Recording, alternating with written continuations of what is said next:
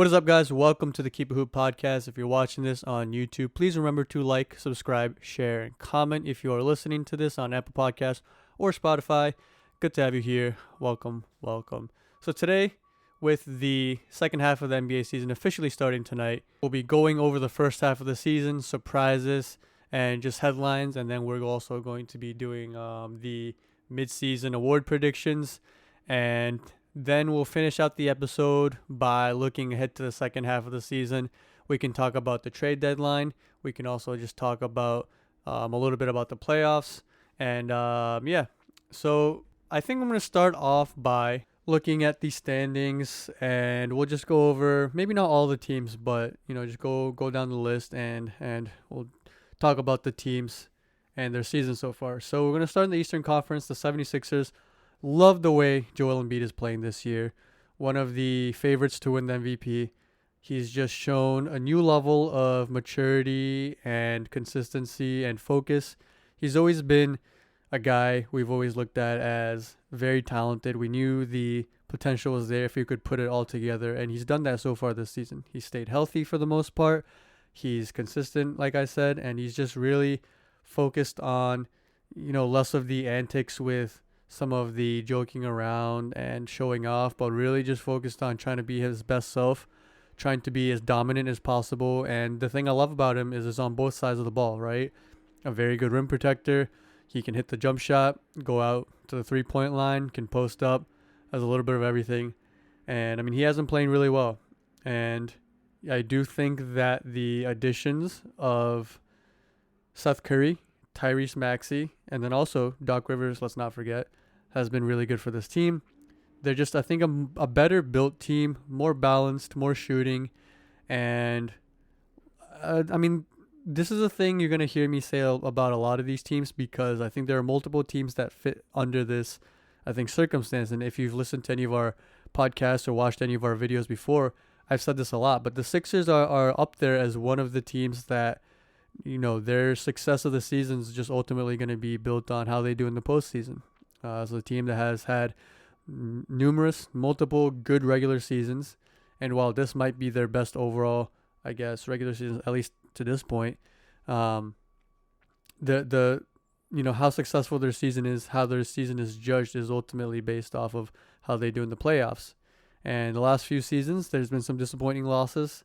There's questions about how Ben Simmons might perform in the playoffs because he's struggled at times. But, this is going to be another season where it's the same thing, and it's not going to be easy. They have the Nets, teams like the Bucks, if the Heat can figure it out, and the Celtics as well. So it's not going to be an easy task, but they do look really good so far. I think they have more shooting than before, and their defense hasn't dropped off. Big fan of what they've done so far this season. Then you have the Nets at 24-13, so just half a game back of the Sixers. They're 9-1 in their last 10. And Kevin Durant's missed, a decent amount of time, and even then they haven't missed him really. Bruce Brown has filled in admirably. I was surprised he didn't get more playing time at the beginning of the season, because I do think he's a very good defender, but now he's adding to his game by being a solid offensive player. James Harden's been playing MVP type basketball ever since he came to the Nets. I don't know how he'll finish in the MVP race because of how he started the season, but the assumption is that once KD comes back, that his numbers will fall off. That being said, he's playing really good basketball, leading the league in assists. I think he's shooting a more efficient percentage than he has in the past. I think his overall style and brand of basketball right now is better than it was. I like how the Nets have been utilizing him in more pick and rolls. He still does go ISO, and I just feel like it's just not as much. And he's just, it just seems like he's playing a bit more, like he's trusting his teammates a bit more. And yeah, I like the way he's playing. Kyrie's going to do Kyrie things. They're playing really well. Their defense, while it's not great, has improved over the last 10 games or so.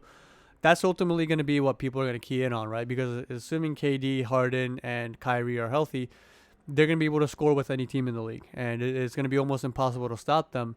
The key is, can they be, and not even great defensively, but can they be good enough? And there were stretches earlier on in the season where they couldn't. They lost 2 to the Wizards, and they were losing games that they shouldn't have. And a lot of that came from just not being able to stop anyone. And we'll see what happens at the trade deadline. We'll see how Blake is defensively. We'll see how KD is when he comes back. Again, they are playing better defense as of late, but they still have some kinks to work out, so that'll be something to keep an eye on as well. The Bucks are a team, if you look at their record, 22-14, only 2 games behind first place. Doesn't look bad at all, but they've had some really rough stretches. I think they had a 4-game losing streak where they lost to the Thunder, who they have no business losing to. And Giannis is a player who's having a really solid season, just won the All-Star MVP, but he has kind of fallen off in terms of the recognition he gets. In terms of just fans and the media, which is crazy because, again, it's not like his numbers are bad. It's not like he's playing bad overall. I will say that this team's defense has been a bit concerning. Their offense is still pretty good. You have Giannis, you have Chris Middleton, you have Drew Holiday, and you have some shooters around him. I do wish that they got a bit more creative with their offense because I do feel like they just revert to Giannis ISO or Giannis pick and roll too much. I wish Giannis would be more, I don't know if it's a willingness thing or just a scheme thing, but I wish they would play around, maybe have him start at the mid post, have him be the screener more often. That being said, I do think it's their defense that's a bit more concerning. Brook Lopez has kind of fallen off in terms of being a rim protector and really feeling his age. And their defense off the bench, their depth isn't great. You have a backcourt of Bryn Forbes and DJ Augustine coming off the bench. Both of those guys are not great defenders. They're also both undersized. I wish a guy like Torrey Craig would get more minutes because I do feel like he's a hustle guy, an effort guy who could move around and be a bit more versatile on defense. Maybe another team that picks up a piece or two during the trade deadline or a waiver or off of the waiver, so that is a team to keep an eye on. You have the Celtics, who are 6-4 in their last 10, so playing a little bit better, but they've been pretty up and down. And I know Kemba Walker has gotten a lot of criticism for the way he has played. Has really struggled with his shot. He is having, I think, a better time as of late. Last couple games, he's been shooting the ball better, scoring better.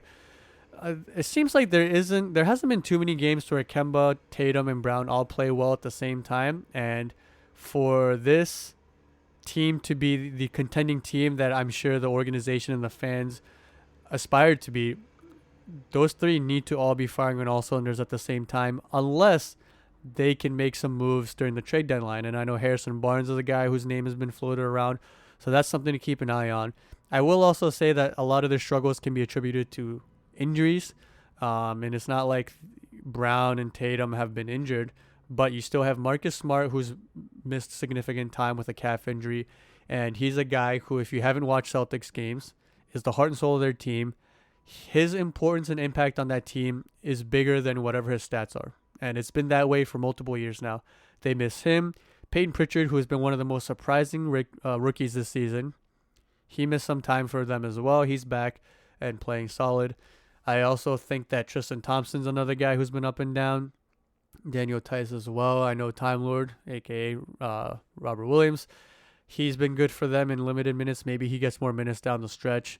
But I do think they need to make moves if they want to creep up in that upper echelon and be in the same tier as the Sixers, Nets, and Bucks. But still, 4th seed.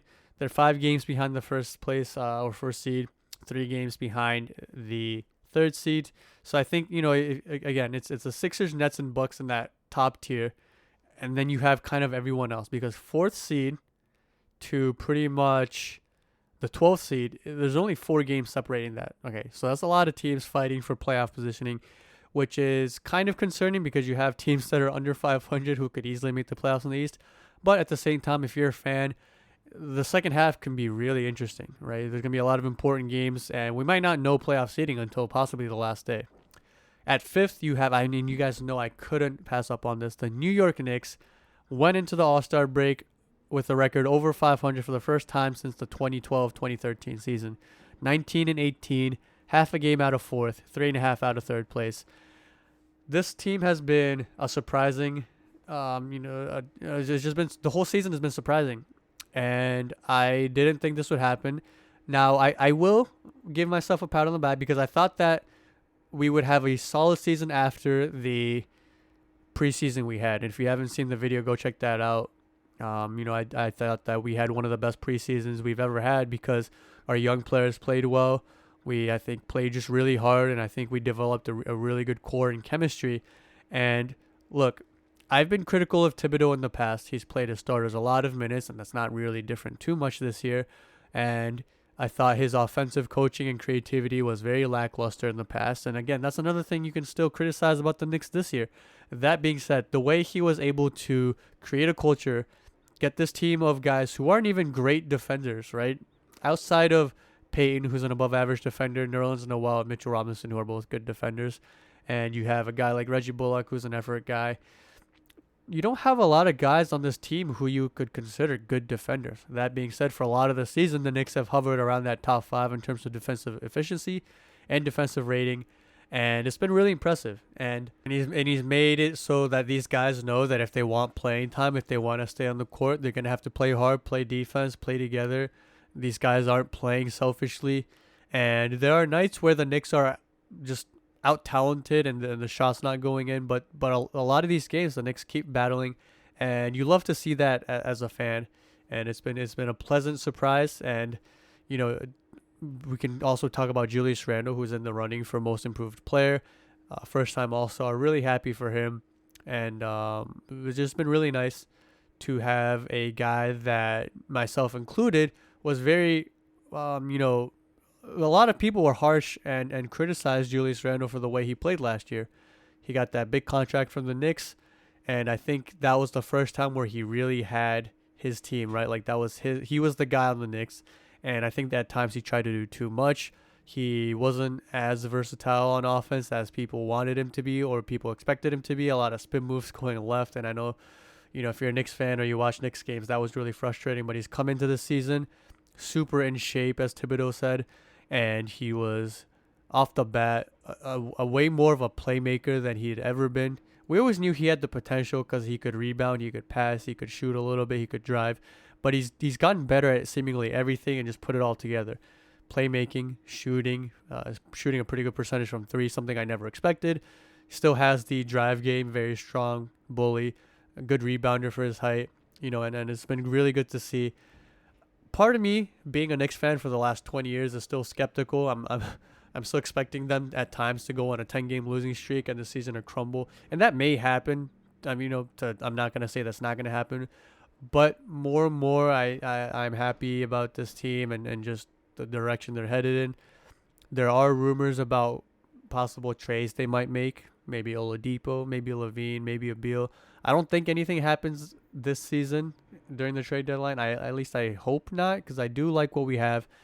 And, it is the one caveat, or I guess bittersweet thing, is I've been high, very high on this year's draft class. I think guys like Cade Cunningham, Jalen Suggs, Evan Mobley, even Jalen Green, and Jonathan Kuminga are all franchise players. Or capable of being that, at least. And I think they have super high potential. And while I want to see the Knicks in the playoffs, there's a chance that we don't get any of those guys, which is a little disappointing. But that's whatever, right? So I'm still happy with their season so far. Miami, they are at 18-18. They have been a very disappointing team to watch so far, but a lot of it is also due to injuries. Tyler Hero missed a lot of time. Goran Dragic has missed time, and Jimmy Butler has missed a lot of time.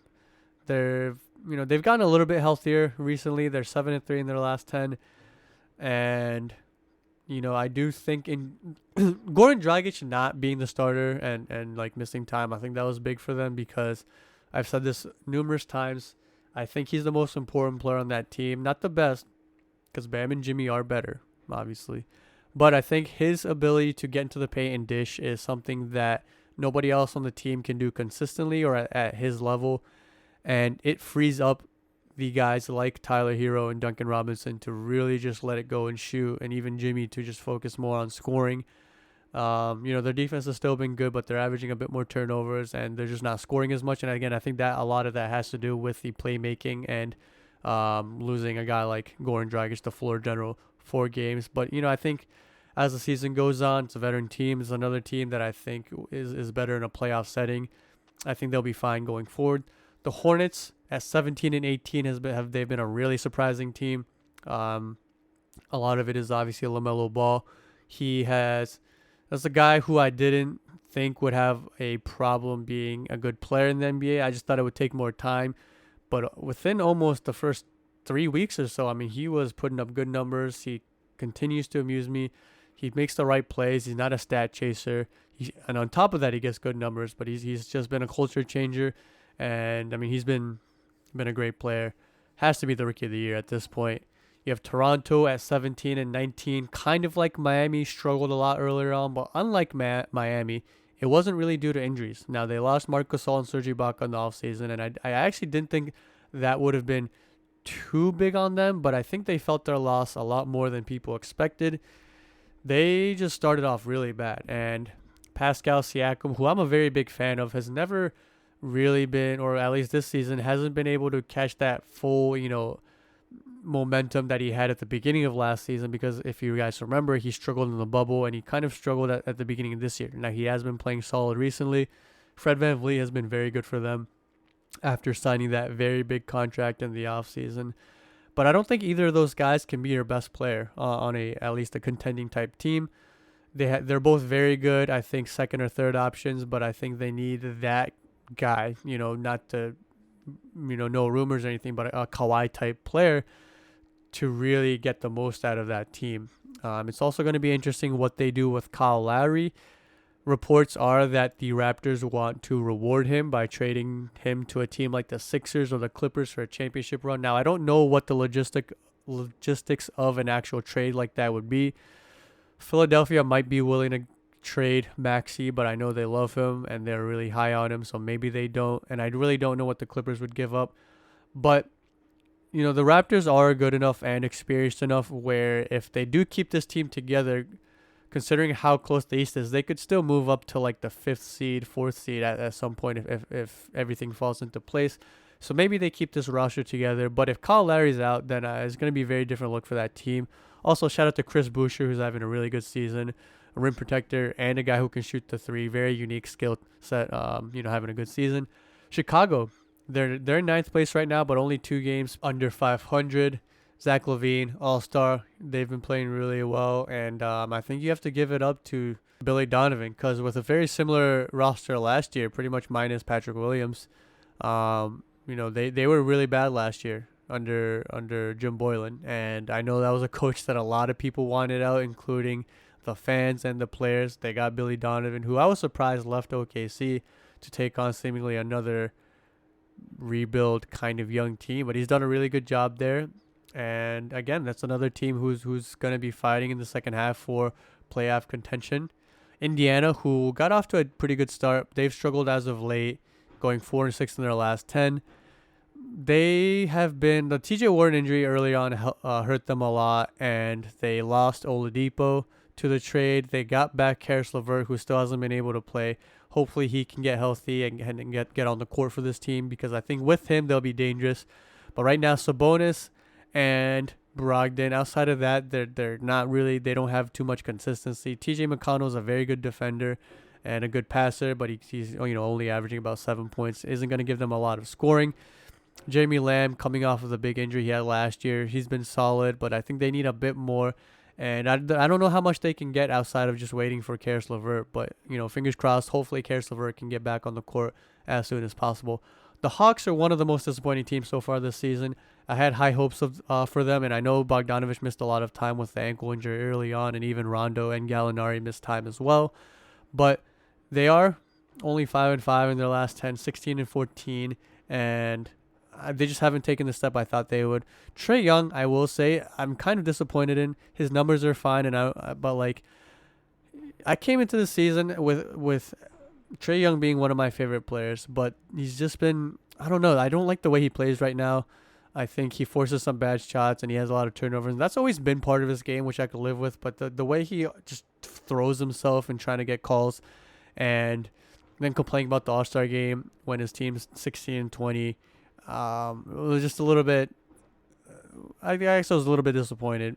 It was just him, but also just overall performance of the team this year. But again, close race. Who knows? All it takes is a good stretch or two to get back in the playoff hunt.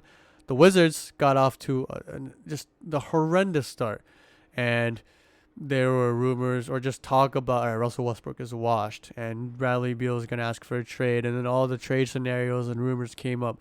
But 7-3 in their last 10. They had a win streak earlier on in February, and Bradley Beal hasn't requested a trade. Those trade rumors have died down, and they're lower on in the this is a close playoff race, kind of narrative. So they're in a position where one good win streak could catapult them to like 6th, 7th, 8th, but a bad losing streak could put them back in 13th or 14th. So it's going to be a very volatile situation for them going forward in the second half, but a situation to watch, especially with Beal, nonetheless. Not much to say about the Cavs, Magic, and Pistons, who are 13th, 14th, and 15th in the East, respectively. Cavaliers got off to a good start, and then Colin Sexton made that comment about how, they don't get respect, or they're good, or they're back, whatever. Well, they haven't really won since. They have, but they just haven't been winning, playing well since. They've struggled. The Magic in the midst of a 5-game losing streak. I feel bad for the Magic. I'm glad Vucevic was able to make the All-Star game, but man, they've just been hit with the injury bug, right? They had the really horrendous and unfortunate, unlucky injury with Jonathan Isaac last season. He had kind of turned into an all-NBA defensive type player, really versatile, could also shoot enough of that corner three. But he went down with the injury, and then you have the Markelle Fultz one, and he was having a really good season. So you hate to see it happen, and even Aaron Gordon and Evan Turner have missed, or not Evan Turner, but Evan Fournier have missed time. So they've just been hit with the injury bug. I guess the good news is Cole Anthony does get to kind of just learn on the job, and they have kind of been able to develop other guys. But yeah, I mean, this is kind of a lost season for them. Not much they can do. Vucevic is going to continue to do what Vucevic does, put up good numbers, but pretty lost season for them. Pistons, same thing. I still don't understand what they did in the offseason by letting Christian Wood go, but Jeremy Grant is having a good season. So is Miles Plumlee. But Killian Hayes, their first-round pick, has been injured and has missed time, so pretty lost season for them.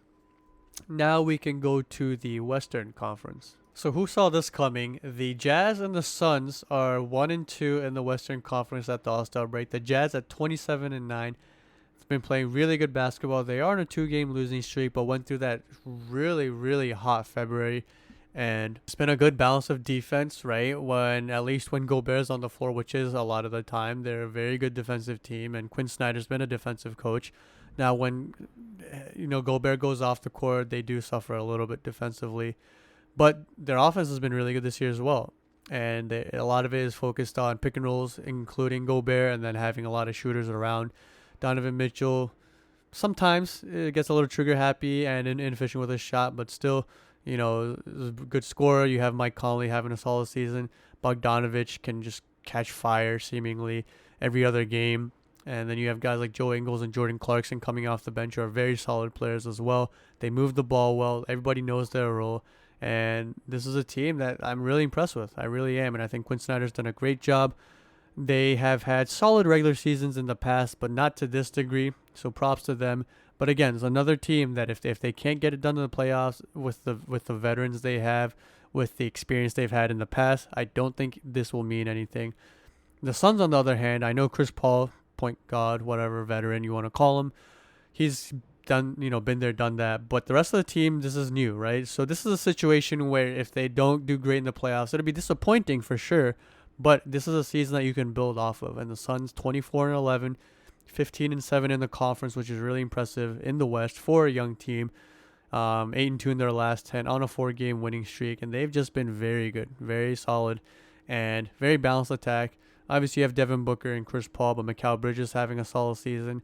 DeAndre Ayton not having monster numbers, but still a very solid option. You even got guys like Cameron Johnson, Jay Crowder, Dario Saric, Cameron Payne, all these guys playing solid. So even Langston Galloway, shout out Knicks legend. But yeah, very happy with and surprised with the way they've been playing. It'll be interesting to see how, with so many young guys, how they kind of go about things moving forward, especially with teams like the Lakers, Clippers, Blazers, Nuggets, all trying to make a move higher on in the standings. At third place in the Western Conference, you have the 24-13 defending champion Los Angeles Lakers. They are 3-7 in their last 10, but I don't think anybody's too worried about them. LeBron's having a good season, but he's coasting at times. Not really, to be honest, but Anthony Davis definitely seemed to be coasting a bit at times earlier on in the season, and I know he's been dealing with some injuries here and there. But yeah, I mean, I don't think anybody's worried about them. They added depth to the already good team that won it all last season.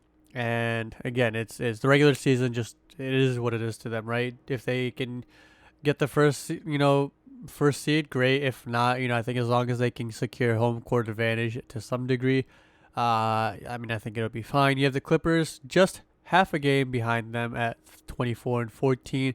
They're 4-6 in their last 10 as well. And PG and Kawhi missed a bit of time. They got off to a really hot start, but it is a bit concerning what I've seen from them in the fourth quarters. Paul George has struggled for a lot of the fourth quarters this year, and there's been times where Kawhi has too, and I know they're in the market. And this was even dating back to the offseason last year, but they've been in the market for a point guard. I don't think they're happy with the situation and running out Reggie Jackson, Pat Beverly, and Lou Williams as their three-headed monster for point guard. I think they do want someone who can be a bit more of a playmaker. And obviously, Kennard and Batum was able to help a little bit with that. And Batum actually has played pretty solid, has kind of been a glue guy. But Kennard has struggled a lot, especially scoring, and doesn't even play a lot. This is a team that doesn't have too many assets to give up. So, while I do think that a move for a point guard would be beneficial, I don't know if you can get anything for Pat Bev or Lou Williams, and I don't know who they would target per se. Portland at 5th has it's been incredible what Damian Lillard has done, right? If you told me Nurkic and CJ McCollum were going to miss this much time, I wouldn't think that Portland would have been 21-14. And it's interesting because they struggled out the gate and they weren't playing great. I thought that Derek Jones and Covington were lackluster to start the season, but Damian Lillard just continues to get better and just having an MVP type season has looked really good. Cantor, who has filled in pretty well for Nurkic, averaging about 11-11. Not a great defender, but still gives some high shooting percentages, good scorer in the paint, and really good rebounder. So, I think it definitely helped having him back this season. He obviously filled in for Nurkic 2 years ago, I think. Maybe 3 or in the playoffs when Nurkic missed time with the leg injury. But moving on to Denver, 6th place, 21-15. They've been pretty disappointing. Jokic has taken the next step into becoming a superstar. I mean, he's always been good, but he just took that next step. He's become an even more aggressive and better scorer. The passing is still there. Defense never was there, still isn't there. It is what it is, but still a good rebounder. It is weird because Jamal Murray has also improved a little bit. Probably not to the point that I expected or wanted him to, especially after the way he played in the playoffs last season. His numbers are up. I think that they do miss Jeremy Grant and Torrey Craig to a degree. Their defense this year has been pretty bad. And Jeremy Grant's offense has been kind of made up for by, the combination of Campazzo. You have Michael Porter Jr. and you even have JaMychal Green. But Jeremy Grant, while he wasn't a lockdown defender, did give them versatility, a guy who could switch out onto guards in the perimeter, decent rim protector with his energy and effort and athleticism. I think they do miss him, and they've never been an elite defensive team, I think, because of a guy like Jokic and Jamal Murray, who has certainly taken positive steps into becoming a better defender and a solid one at this point. But they have, and again, in the past, that was enough because of their offense. Now, while their offense is still good this year, their defense has just kind of gotten worse, and I think that's the thing they'll need to improve on as the season goes on if they really want to be back in that contending, top 3, top 4 kind of situation. I will say Michael Porter Jr. has been better defensively as of late. Is becoming a better rebounder pretty much game by game, and that's been nice to see. But I think his defense will go a long way in not only keeping him on the floor, but also just ultimately making this team a better team overall. San Antonio at 7, didn't expect this, but at 18-14, they've been playing good basketball, especially with their young guys. DeMar DeRozan continues to evolve as a player somehow. He's kind of turned himself into a playmaker, a passer. LaMarcus Aldridge has been kind of struggling, falling off a cliff, but With their young guys, they look really good. And with Pop at the helm, anything is possible. Not anything.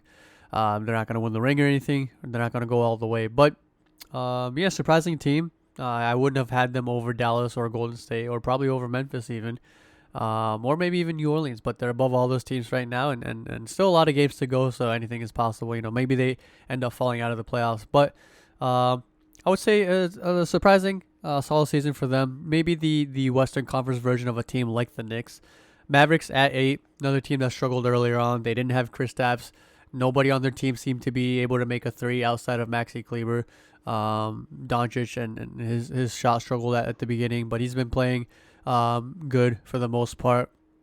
And the team, as long as they can continue to defend at a decent enough rate and make shots around Luka, they'll continue to rise in the standings. They're 8-2 in their last 10, 3-game winning streak. They should be fine. Golden State is in a gray area because I think part of them wants to kind of just tank and get a better draft pick. There's rumors of Brad Wanamaker getting more fourth quarter minutes than Steph Curry and stuff like that. Steph isn't having it. He's having one of his best seasons statistically overall, and he's just playing some of his best basketball. And he's reminding people just how good he is, right? There were people who came into the season going back to Steph's just a shooter and Kyrie's better, Dame's better kind of talk, and I'm not buying it. Steph Curry's still a top 5 player when healthy, and he's showing it this year. Has had some monstrous games, and he's just unstoppable at times. Very good player. I think having Dre back definitely helped because he did struggle a bit in the beginning of the season. I think it also took time for guys like Oubre and some of the younger guys to fully understand how to play not with Steph, but around Steph. Really look for his shots and help him get the ball where he needs it to. And, they've looked good for the most part. They struggled a bit. Wiseman is back. I think he's also been very good when he is healthy. The possibilities for a guy like Wiseman is just limitless. It's endless. He can, he's already a solid rebounder and rim protector. He can hit the jump shot as he continues to get stronger and develop post moves. I think he could really be a dangerous piece for them going forward. Memphis at 16-16. It's more or less, I guess, what we all expected. They were around that range last year. Ja Morant missed some time earlier on with a pretty bad sprained ankle. They actually fared pretty well during that stretch.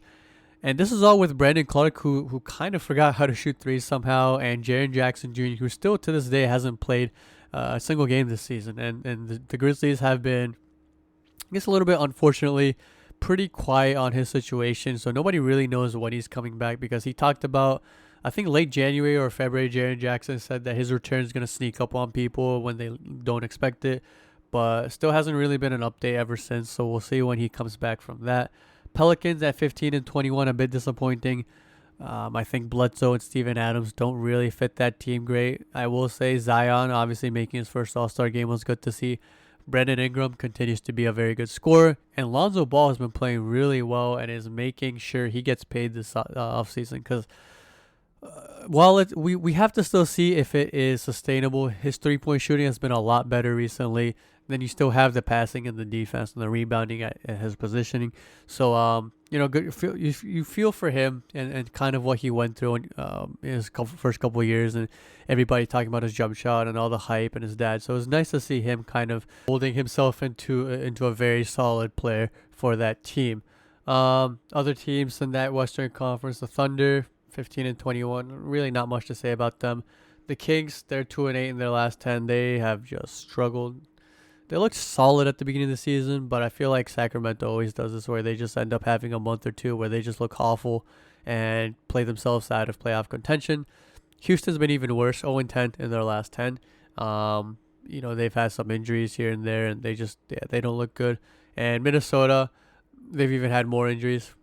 I don't think they've really been fully healthy for the whole season.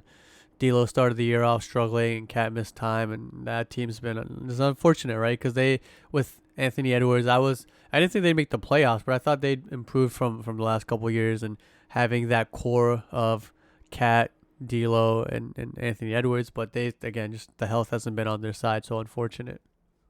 So with that out the way, now we can kind of look at what to expect or what some of the things to look forward to are in the second half of the season, right? Well, we talked about some of it, but I think how the teams that we expected a lot from that ended up struggling at the beginning of the season, how they can continue to battle back and rise in the standings if they can. Teams like the Nuggets, teams like the Mavericks, and then on the East you have teams like the Heat and the Raptors, right? All four of those teams were teams I had pretty high hopes for. They struggled at the beginning. They've been playing better as of late. How high can they climb? And do they make any moves in the offseason or in the trade deadline? And then you have teams that are surprises or younger teams that are playing well. Can they keep it up? Utah being first. Can they finish the season that way? Definitely sustainable. It's a possibility. Can the Suns stay number 2? It'll be difficult with teams like the Lakers and Clippers, and even, again, the Blazers and the Nuggets really trying to make a run for that home court advantage situation. And then on the Eastern Conference side, you have teams like the Bulls and Hornets with a chance to secure playoff seeding down the road. So that'll be an interesting thing to keep an eye on. Another thing that I will talk a bit more down the road when we're talking about awards is the MVP conversation. LeBron, Jokic, and Embiid are probably the front runners in whatever order you want to put them. And then you have guys on the outside looking in. I think Steph, Harden, Dame all have an opportunity as well. So that would be interesting. I think it's closer. Or I think there's a wider field than usual. I think usually it's like 2 guys that are just at the top. In the past we've had Giannis and Harden for the last, I think, 2 years that were kind of the guys you only talked about, with LeBron kind of in that conversation. But I think you have a pretty big field now. Kevin Durant was even in that conversation before he got hurt. And I know when you have 2 guys in the MVP conversation from one team, it can hurt their chances of winning, but that'll be something to keep an eye on as well. The trade deadline, you have multiple guys that we've already talked about possibly on the move. Kyle Lowry, does he end up a Sixer? That would be big for them. A guy who's been there, done that. Obviously, he's a finals champion, and a guy who in the playoffs, even if he's not, scoring or averaging 20, 25, he's going to make the big plays. Good defender, has the heart and soul. And again, just that leadership can obviously help a younger team like the Sixers who haven't been there. Does Zach LaVine end up getting moved? If the Bulls slip more and, maybe instead of being in 9th place, they end up 12, 13, maybe they're willing to listen to offers for Zach LaVine. Does Bradley Beal get moved? Another situation again. If the Wizards keep winning, they're not going to trade him. Bradley Beal hasn't asked for a trade. Doubt it happens. But if they slip back into that 13, 14 area, maybe Beal ends up asking for a trade, and then you have Oladipo who turned down the contract offer from the Rockets. The Rockets might just want something for him, so maybe they end up flipping him, switching him. I know the Knicks are a team that's again linked to them, so maybe that's a scenario that happens. A lot of possible moves. There hasn't been much so far in the season. I know Blake Griffin just got signed to the Nets. I didn't even talk about that because I don't think it's that big of a deal. Some people on Twitter are acting like Blake Griffin's the Clippers all-star that we wish he still was, but he just isn't that anymore. His knees are kind of shot after giving Detroit his all in that playoff series. Not to say that Blake has nothing left in the tank. I think playing in Brooklyn, especially with guys like Kevin Durant, Kyrie, and Harden, will rejuvenate him a bit. But I don't think people understand how much he struggled a bit in the last couple of years.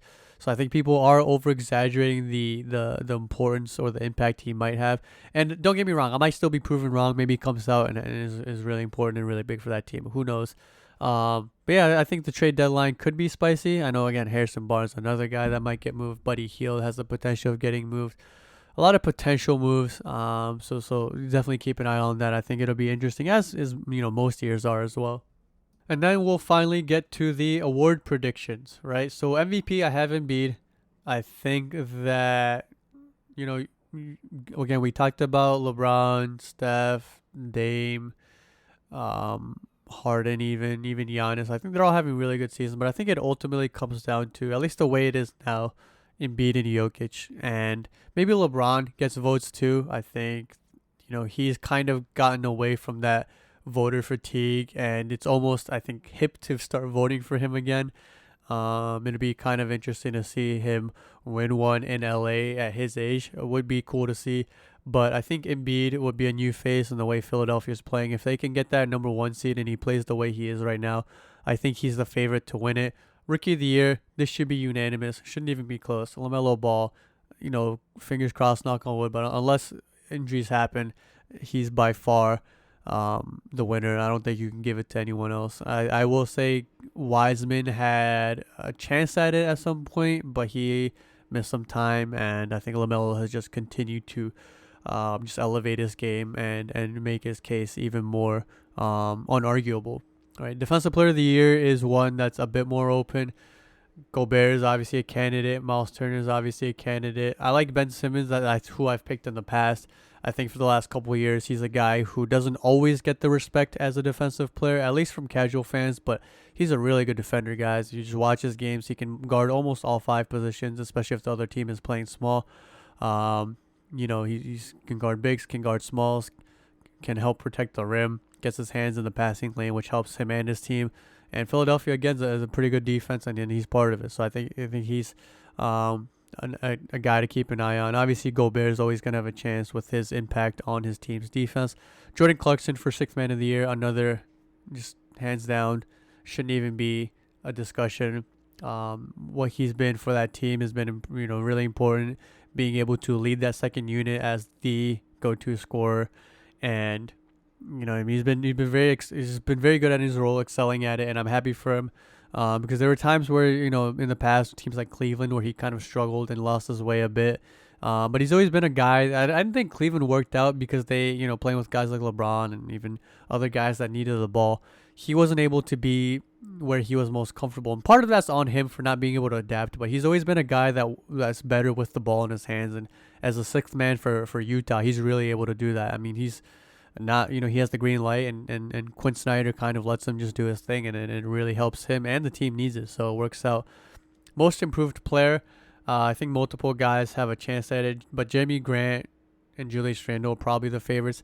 You guys obviously know who I'm going with, my man, Julius Randle. I hope he gets it. It'd be cool to see him get it. And then you have Coach of the Year. You can go with, I think, a couple guys, right? The most likely are probably Quinn Snyder and Monty Williams. You have two coaches who are doing really good things with their team. I love the way they coach, the offenses they run, getting their team to play good defense as well. I'm going to go with Quinn Snyder just because his team's probably going to finish first. Now, I think Monty Williams' job is super impressive. His team's younger. Besides Chris Paul and Jay Crowder, really a lot of that team has been inexperienced in terms of playing at this level and in going towards the playoffs. This is a situation where I think my vote goes for Monty, but I think my prediction will be Quinn Snyder. An Executive of the Year, just give it to Sean Marks, man. I know they gave up a lot, but they got James Harden. Whenever you can get a guy like that, a top 5 caliber player in the NBA in a trade, and it works out, which it obviously is, it's hard to argue against that. So just give it to Sean Marks. I think he's done a good job. Depending on what happens in the trade deadline, maybe things change. But yeah, I mean, I think it's hard to argue with Sean Marks, who's done a really good job for that team over the last few years. That'll be it for today. We will be back tomorrow with another video breaking down Jason Tatum's jump shot, and then an article on Friday on keepithoop.wordpress.com. Again, if you're watching this on YouTube, please like, subscribe, share, and comment. Do follow us on our social media pages. It is keep_it_hoop on Instagram and Keep It Hoop blog on Twitter. We also are streaming. We are on Twitch. We'll have the link in the description below. If you are on YouTube, if you're on anywhere else, just check out any of our social media pages, and we'll have that there. Thanks again for listening, watching, and we will see you guys again soon. Peace.